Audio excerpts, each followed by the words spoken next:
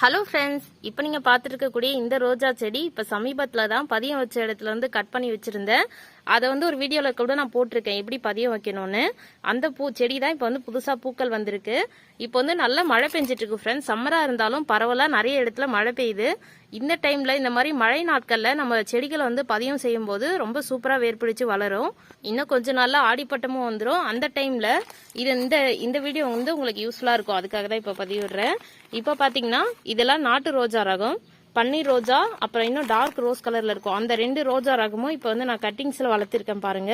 இது மாதிரி நீங்க கட்டிங்ஸ் மழை நாட்கள்ல வைக்கும் போது ரொம்ப சூப்பரா வரும். இது நான் சம்மருக்கு முன்னாடி நடவு பண்ணது. ரொம்ப சூப்பரா வளர ஆரம்பிச்சிருக்கு பாருங்க. இது கூட இன்னும் நிறைய செடிகள் நான் நடவு பண்ணேன். அதெல்லாம் நம்ம தோட்டத்துல நடவு பண்ணி பெருசா வளர்ந்துட்டு வருது. நான் அந்த செடிகளையும் உங்களுக்கு காட்டுறேன் பாருங்க ஃப்ரெண்ட்ஸ். இந்த செடியும் நாட்டு ரோஜா தான். இது கட்டிங்ஸ் மூலமா டைரக்டா மண்ணில் நடவு பண்ணது. இந்த இடத்துல தான் அப்படியே குச்சியை ஊனி விட்டேன். அது பாத்தீங்கன்னா சூப்பரா வளர்ந்து வந்திருக்கு. அடுத்ததா இங்க ஒரு செடி இருக்கு பாருங்க. இது அந்த மாதிரி கவர்ல பதியம் பண்ணி வச்சுட்டு அதுக்கப்புறம் இங்க நடவு பண்ணது. பாத்தீங்கன்னா பூக்கள் கூட பூத்திருக்கு பாருங்க. பூத்து காஞ்சிருக்கு.